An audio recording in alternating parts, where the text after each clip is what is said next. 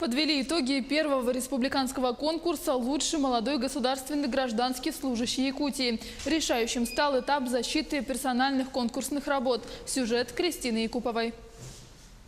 В Якутии конкурс «Лучший молодой государственный гражданский служащий» проводится впервые. И цель его – выявить молодых гражданских служащих, обладающих лучшими профессиональными знаниями и навыками. Высокий уровень подготовки и неравнодушное отношение к своему делу. Этими качествами обладают участники конкурса, который стартовал в июле. Всего было подано 29 заявок от органов государственной власти.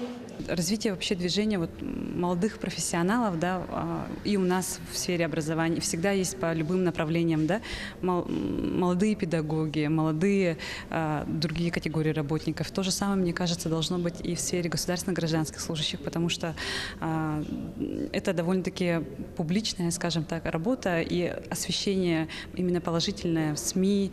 И для того, чтобы другие молодые госслужащие могли брать пример из других, мне кажется, это очень хороший, положительный пример.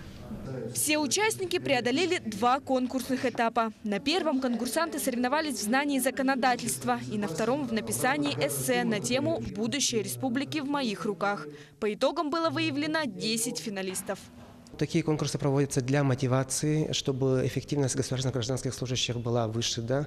И очень радостно, что провели для молодых государственных гражданских служащих, потому что для них есть перспектива, для нас, получается, есть куда расти, набираться опыта, практики, и развиваться. Финалисты представили на обозрение конкурсной комиссии работу на тему «Ключевые показатели эффективности государственного гражданского служащего», по итогам которой определились лауреат и дипломанты.